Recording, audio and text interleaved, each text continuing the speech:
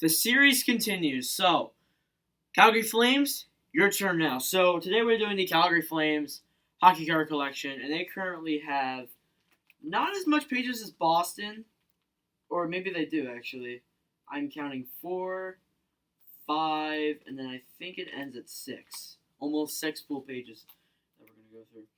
So, this could take 2 parts. If it does take 2 parts, if we have 30 minutes before we're done. We will do a part 2 on Thursday, which will make my schedule a whole lot easier. And so yeah. So starting off, and unless if we go to part 2, if we have a part 2, then the special video that I have planned is going to get pushed back to Friday. So just saying. So starting off, we have, let's see here, we have 3 captains to start off this. And one of them is Joe Nieuwendyk. Now he has, I think this is 5 cards right here. 5 cards right there. So he's got quite a bit. And of course, we're going to start off with the first one. Joe Nieuwendyk right there. I don't have anything to read, so there are the back stats. I'll flip it over to this side. You guys can see, can try to read the stats. So there you go.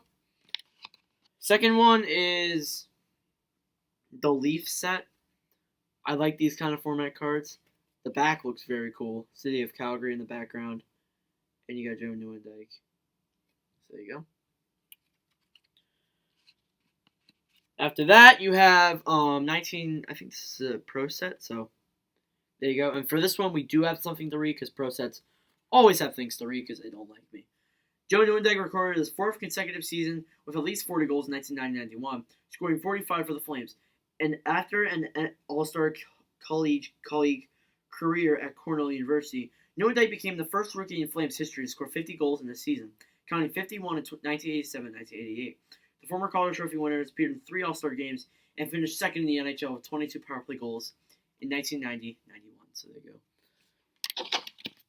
Oops, messed that up there. After that, we have 1990 PP, 1990-91 Upper Deck. Right there. Looks like I have nothing to read in the back, so there's your stats. I will try to show them up as best I can so you guys can see them. There you go.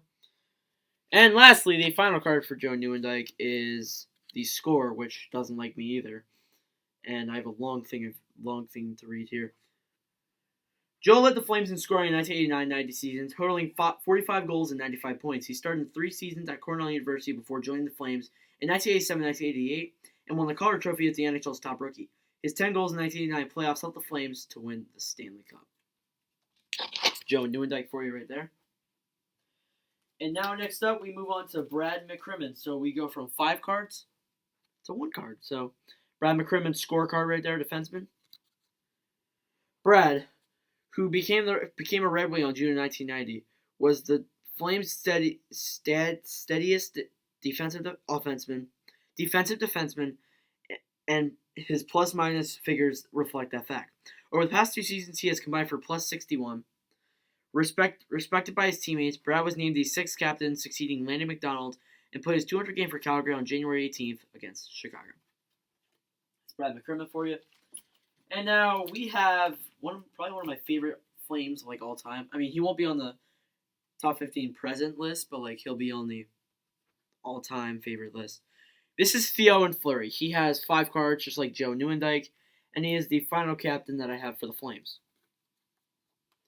And he actually has one of the most interesting card layouts. I think this is the first one we've seen the entire series, so it's really hard to tell. But there's Darren Flurry right there. Look at the back. There are his pretty good stats. And then, well, he doesn't have stats, but, you know. Pound for pound, Flurry is the game's fiercest warrior. In 1996-97, the Fury leader of the Flames led the club in scoring for the 3rd straight season. Now he needs 140 points to become the club's all-time leading scorer. Does have a little bit of, like, bending card there. I probably should fix that a little bit. That's the first Joe Nieuwendyk card. The next one is probably one of my favorite card formats of all time. Pro set card. And it's pretty much the same thing with the Flames here. On the first page, we really don't have any players that are present. So it's a lot of past players. Theo makes up for his lack of size with heart. Drafted on the 8th round by the Flames in 1987, he jumped to the big club midway through the 1988-89 season. He He was one of 4 Flames to net 30 goals last season and added 35 assists. Flurry represented Canada at the World Junior Championships in 1987, 1988. Back of here. Flurry card.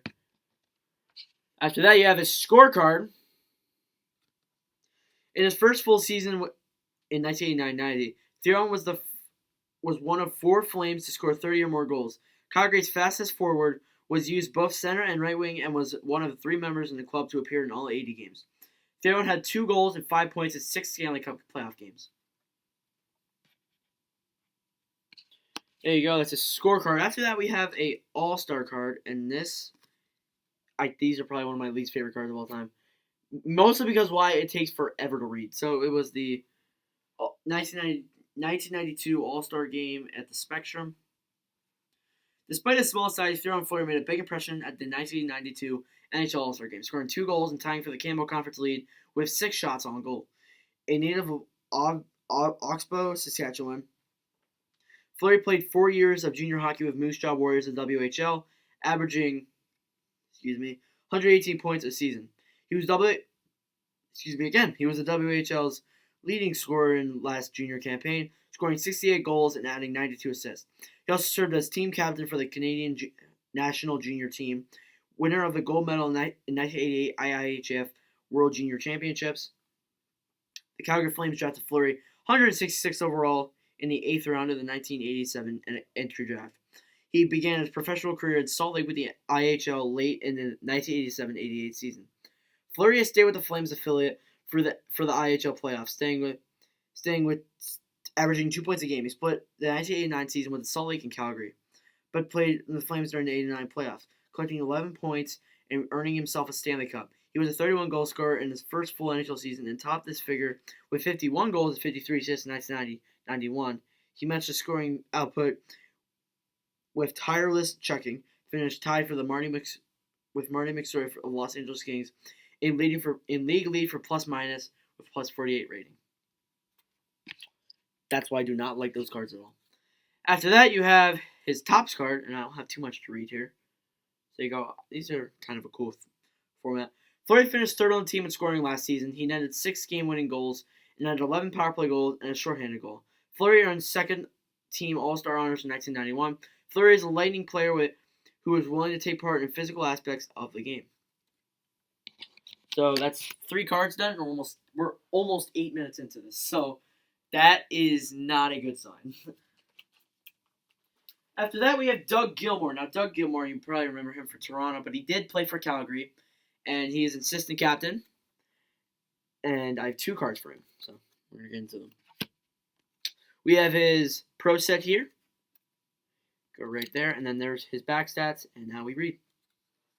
One of the NHL's fastest playmakers, Doug Gilmour, has recorded 50 or more assists in each of the last 5 seasons. Originally drafted by the St. Louis Blues in 1982, Gilmour was acquired by Calgary in 1988 and compiled 22 points in 22 playoff games as the Flames won their first Stanley Cup. The OHL first-team All-Star in 1983, Gilmour had his finest season in 1986-87 when he recorded 42 goals and 63 assists. After that, you have his scorecard, and these don't like me either because they're most of the time they're like half of it's in English, the other half is in French, but like other times it's fully in English. So it looks like so far we're getting good luck. So Doug is a steady goal scorer and a collector and playmaker. He has scored 20 or more goals in each of his 7 years in the NHL. He broke in with the Blues in 1983 and was traded to the Flames for a 7-player deal in 1988. He scored 11 goals for the Flames in the 1989 playoffs, including the Stanley Cup clincher. Now that's actually kind of weird too. Did you know that Doug Gilmour was a Blue? After that, we have Sean Monahan. He is one of the, I think, 7 captains on in this collection, and he's one of these small ones. So there you go. We just have to show his MVP card right there. Sorry about the glare. It's every video. It'll be gone once we get to the end of this, which is going to be a long time from now. After that, we have Jarona Ginla. So Jarona Ginla is probably going to be ending up on a career video pretty soon. So just letting you know about that. So Jarona Ginla. 2001-2002 NHL campaign could have been titled The Jarona Ginla Coming Out Party. With such a depth and breadth as a 24-year-old winger's explosive emergence as a genuine superstar. One of the most glorious moments was he played on the International Olympic stage when he tallied a pair of goals to spark the Team Canada's gold medal winning triumph over the USA in a Winter Games in Utah. So there you go. That's Joe McGinley. He is probably one of my favorite players of all time. He did have a very good season with the Flames. I mean, a very good career with the Flames, the Bruins, and I think he might have played for the Avalanche too. I'm pretty sure. So after that, we have 3 cards for the next player, and it is Joel Otto. So Joel Otto is not really one of the players that I really know about, but I really know him pretty much because of this. So here we go, Joel Otto, starting off with his Pro Set card. There are the back stats right there. See if we can read the stats. Sorry, I'm in the way of the penalty minutes. And now we take a look. Joel Otto, who has signed as a free agent by Calgary in 1984, is a prominent member of the Flames special teams, utilizing size and quickness to score 7 power play and 4 game-winning goals in 1990-91, following an outstanding colleague at the year Bemidji State, 204 points in 122 games. Otto made his professional debut in the AHL of Moncton in 1984. He recorded in the NHL career high of 59 points in 1985-96. Wait, 1985-86. Sorry, not 96. After that, we have his scorecard, and it looks like I don't have to read all of it, so that's good.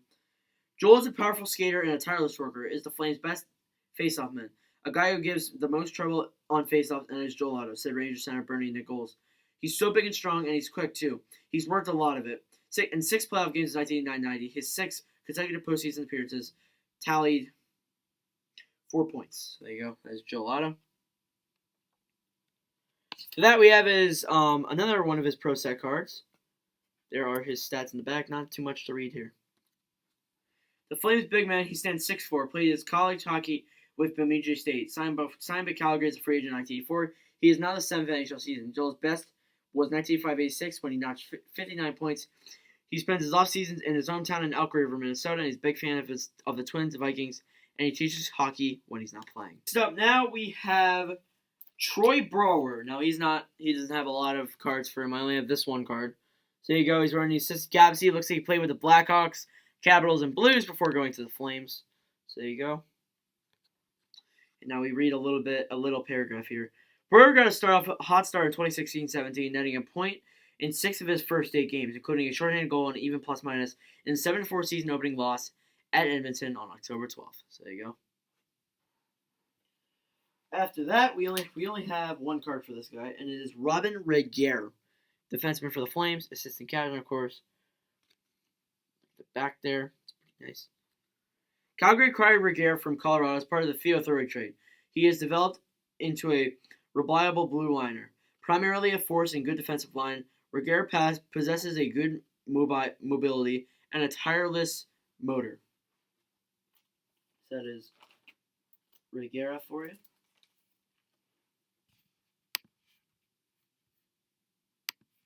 Alright, so next up, sorry, I was checking Discord.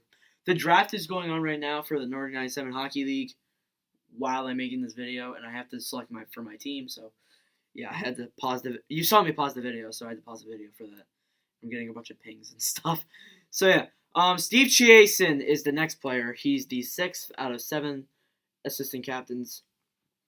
Don't have to read anything for him, which is my lucky day, and we have completed the first page of, no, we have not. Oh wait, we have. I'm an idiot. And we have completed the 7th captain of the Flames. I got them all mixed up. I'm sorry. All right, after that, we have Mike Camilleri. Mike Camilleri, I'm not too sure if he's still playing. He plays for the Kings, Flames. He played for the Kings, played for the Flames a little bit. Canadians, and then he got traded back to Calgary in 2011, 2012. Camilleri's assist on the third period night against Petry Nicolian against the Islanders on December 13th, 2011 was the 400th point of his NHL career. The veteran was posted a 50-point season with 3 different teams: Montreal in 2009-2010, Calgary in 2008-2009, and LA in 2005-2006. There you go. 2005-2006, and 2006-2007. Sorry, I read that wrong. After that, now we have a Pinnacle card. We don't get a lot of Pinnacles in this collection, so pretty surprising. We have Ronnie Stern for the Flames. We don't have too much on the back, so just going to read that out there. Ronnie's an aggressive forward who can score goals. These 2 attributes should keep him in the Flames lineup for the year to come. He was part of the club's big surprises in 1991-92. He posted career highs in goals, assists, and points. Ronnie notched his first career hat trick and led the team in penalty minutes. After that, now we have Paul Ranheim. Paul Ranheim's a bit of a pretty interesting and cool player. And it looks like I will annoyingly have to read the entire thing. So it's Paul Ranheim's scorecard. There's the back stats right there. Paul made an impressive debut with the Flames 1989-90 when he scored a goal in the season opener against Detroit and went on the total of 26 goals, including 4 game winners. He had a plus-minus rating of plus 27, a respectable figure for a rookie. I feel very comfortable now. I'm settled down, he said. Paul led his high school team, Adina, at the Minnesota State Championship in 1984. He played for 4 seasons at the University of Wisconsin, and turned pro in 1988. The Flames farmed him out of the Salt Lake City IHL for the most of the 1988-89 season, where he scored a team record of 68 goals and 97 points and accumulated only 16 minutes in penalties, was named the IHL's Rookie of the Year. After that, now we have TJ Brodie. So TJ Brodie, just his MVP card. So nothing really too special. I love that Flames logo. Nothing really too special. There are his back stats. Now we move on. Next up, we have Damon Langkow. So Damon Langkow here. So although he's, I gotta show you the card first, obviously. So although he's deft at handling the puck in any zone, Langkow plays a mean streak fit for an enforcer. He's not afraid to mix it up. He takes a penalty in the situation fit. He distributes the puck equally, getting both of his wingers involved with the attack without sacrificing what's best for the team. After that, we have Jiri Hudler. So, Jiri Hudler here, very interesting name. He looks like he played for the Red Wings and the Flames. Hudler eclipsed for the 30-goal mark for the first time in his NHL career in 2014-15, largely to his 19.6 shooting percentage, which ranks second in the league. So there you go. After that, we have Jamie McCown. So, Jamie McCown here. And it looks like I have to read the entire scorecard. Ugh. There's the back of his stats right there before I read the entire thing. Jamie, a mixture of quickness and muscle, had another day of solid season in 1989-90 when he marked his play since he skated directly with the Ohio State Cantus and the Flames lineup in 1983-84. He made the all-rookie team in that year. One of Calgary's fastest skaters, he was knocked out of the 1987 playoffs with a bruised kidney, and he sat out 1987-88 with injuries suffered from an auto accident. He came back to help the Flames win the Stanley Cup in 1989. Jamie, when he played for Team Canada in the 1985 World Junior Championships, where he captured the silver medal, his 35 points in 1990 were the third most, and tallied 40 in 1986-87. So there you go. That is Jamie McCoy. After that, we have Michel Petit, one of my probably favorite Flame names of all time. Michel Petit there. Played for the Canucks, the Rangers, Nordiques, Maple Leafs, and Flames. I know this because I watched the Hockey Guys career video, and it looks like there's really nothing else to look. So we're about to hit, I think we actually just hit we're close to hitting the 20-minute mark, so I think once we finish this page, because we do have a really big player in here, we have Sergei Makarov, who's in the middle, and he has tons of cards, so that's going to take a while. And I think we're just going to read through this page, and then we're going to be done with this video. So there will be a part 2 on Thursday. I'm not too sure what I'm going to do tomorrow. I'm not going to do the all-time favorite players. I might do a Leafs franchise mode, but I did that 2 days ago. I might do a rivalry analyzation, because I haven't done one of those since the Boston-Montreal one a few weeks ago. So that would be a good idea. Or maybe I'll start a new series. I dropped the card. You'll never know. So after this, so next up in the third page, we have Michael Furlan. So MVP card. Really nothing too special. Just those back stats are there. Sorry for the glare once again. And there you go. Now after that, we have David Jones. David Jones here for the Flames. And on the back here, it looks like he's played for the Avalanche. Jones scored both Flames goals, his second and third of the new season, in a 5-2 loss to the provincial rivals Edmonton, October 17th, 2015. He was named the game's third star. There you go. That is David Jones there. After that, we have Al MacInnis. Now, he's not as big as Sergei Makarov, but he's going to take a while. He has 5 cards here, and it looks like 3/3 of them are scorecards, which is kind of annoying, I guess. Yeah, I don't know. So yeah, Al MacInnis here. He's actually one of the players that we did a career video on, so I think that's the first time we've actually ran into one of them. So there you go. I'm gonna have to make more. I've only made 8, so not a lot. We start off with his blaster card. I don't know what this means really, but there is a lot of stuff to read here, which is kind of annoying. Had Jacques Plante not invented the mask for goalies, it would have been brought into existence by the first netminder who faced the slap shot from Al. He once fired a shot of Mike Liut's mask, I did not say that, which knocked Liut down in the crease. The puck somehow still carried into the net.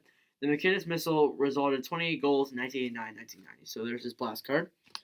After that, we have his basic scorecard, which means I only have to read half. Al, known for his 92 per mile slap shot, became the first defenseman in NHL history to score on a penalty shot in the playoffs in 1990. That continued a stretch of playoffs heroics. A previous year, he won the Conn Smythe Trophy as the playoff MVP of the playoffs. Al scored a goal in the 1990 NHL All-Star Game. So that's Al. That's the next Al MacInnis card for you.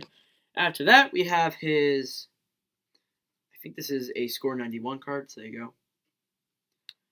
Back stats right there, and it looks like I do have to read a lot, so that's just awesome.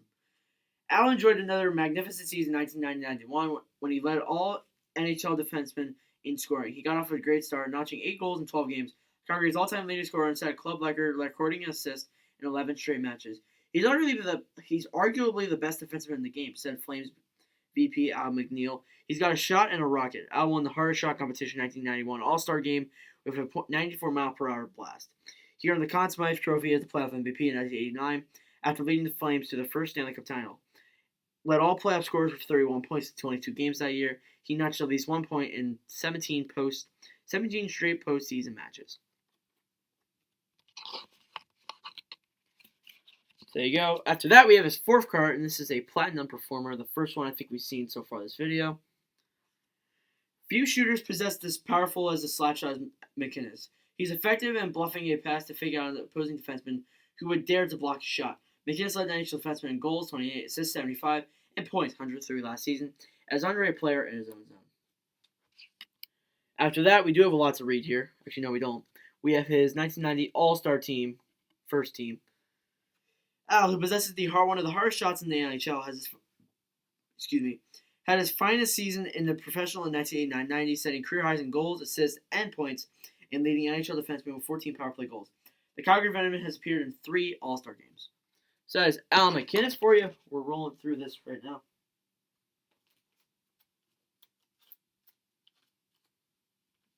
Let me struggle to put that in the packet. After that, we have Mark Osiecki. I feel like we already did this guy. That's kind of weird. Looks like I do have a very small thing to read here. Very tiny. But I got to. A 4-year college player of Wisconsin Badgers of the WCHA, Osiecki was a member of the NCAA tournament in 1990. He was drafted 187th overall by the Flames in the 1987 NHL draft. After that, now we have the one, the only, Sergei Makarov, and it looks like he has tons of cards. So this is going to be a fun time for me. Awesome. Can't wait to stutter a lot. This is probably why this video is going to be about 40 minutes long, because of Sergei Makarov. So here's his first one, pro set. Right there, another one. Second in NHL to teammate Gary Roberts in shooting percentage. Gary Suter's next.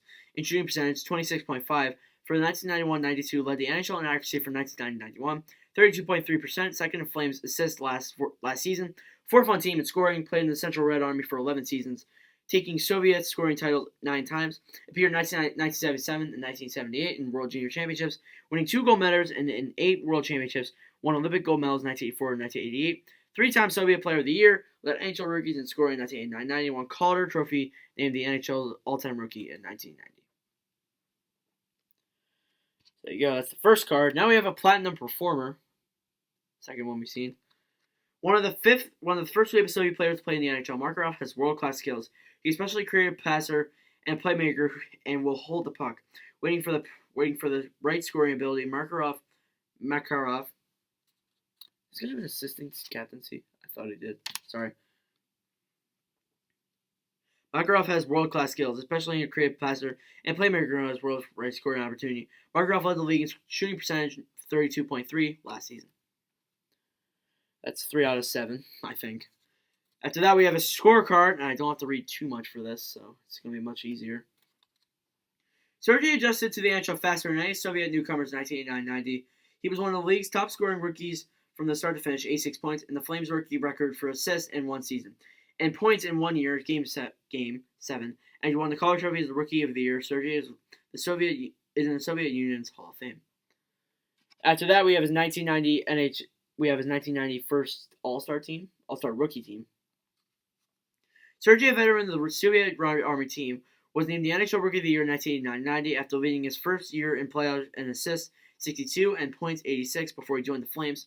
Sergei won the Soviet National League scoring title 9 times, so that's a lot of scoring title wins.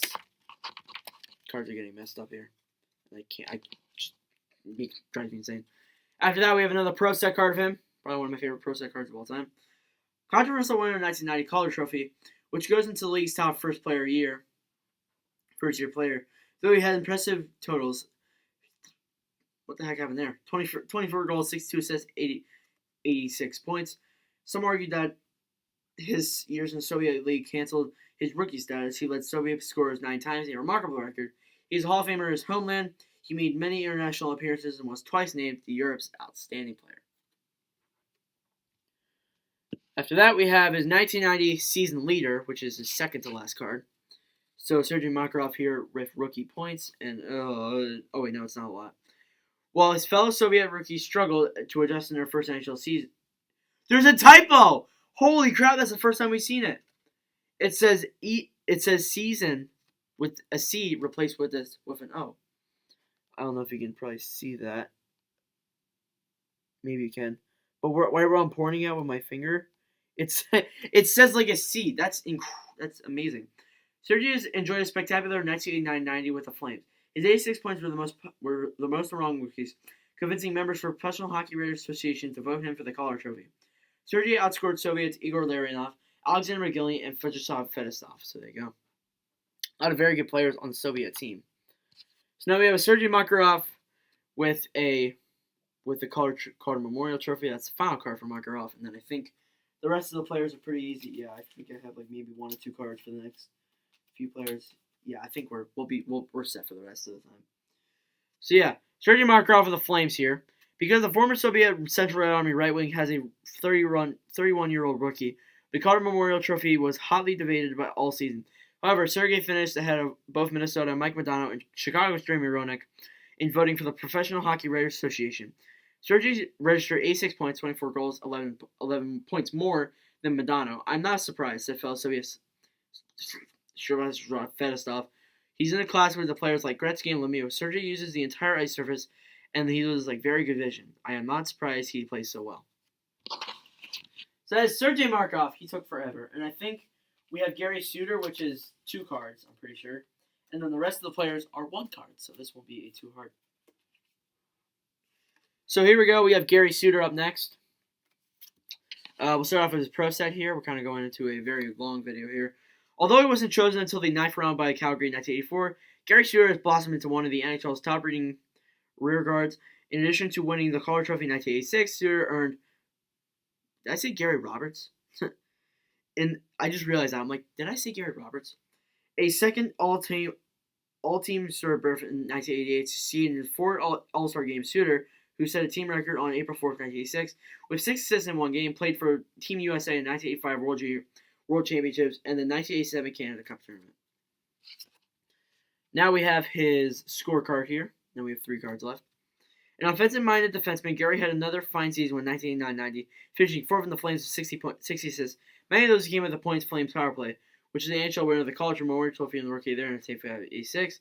He has played in 3 All-Star games and 5 NHL seasons. There you go. After that, we have Sandy McCarthy, which we don't have too much to read here. He hasn't really played that much, so doesn't have any NHL statistics, but there is a lot to read there. So The Calgary Flames used their third-round pick in 1991 entry draft and selected rugged right winger Sergei McCarthy, 52nd overall. At 6 feet 3 inches and 224 pounds, McCarthy is one of the largest players taken in the year's draft. He made the major junior debut with Wild Titans of the QMJHL in 1991, scoring 21 goals and playing a vigorous, bumping style that took advantage of his style and willingness to work hard on corners, in the corners and in front of the net. In the QMJHL playoffs, he had 6 goals and 5 assists for 11 points in 13 games. After that, we have Jordan Seapold. Don't have too much to read here, but he hasn't really played too long with the Flames at the time that this card was made. Showing good ice savvy and a head for both ends of the ice, fans and coaches have loved what they've seen from the young defenseman. Leopold posted 9 goals and 3 points in 2003-2004. And finally, we have Derek Morris. I don't know why he has some writing up there. It's kind of weird. This is probably one of my favorite card formats. After finishing the 2000-2001 season, his fourth in the NHL with 99 career assists. Mo made sure he gets his milestone 100 helper out of the way quickly before he got to the 2001-2002 campaign and commenced. How quickly? He registered the primary assist Mark Savard's game-winning goal on opening night. The Flames banked behind the Canucks 1-0. Derek claimed a game-winning goal of his own, and he scored against the Western Conference rival Blues on February 28th, 2002. That's Derek Morris for you, and that completes the part 1 of the Calgary Flames hockey card collection. Part 2, we'll start off with Mark Jankowski, and we will go for pages 4, 5, 6, and 7. Looks like I counted wrong. So yeah, that one might be a bit longer than this one, so get ready for another long video. So yeah, that's gonna be it for this one. Thank you guys for watching. If you guys enjoyed, drop a like, subscribe. We did gain 2 subs today, so that's pretty good. We're at 109 now. We're only 6 subs away from the 115 goal by June 1st, so make sure you guys hit that like button, subscribe. Helps me out a lot. Thank you guys for watching. I'll see you guys in the next one.